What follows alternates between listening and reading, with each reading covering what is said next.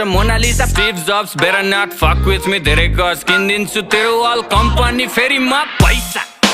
तसँग पैसा मसँग पैसा तसँग पैसा मसँग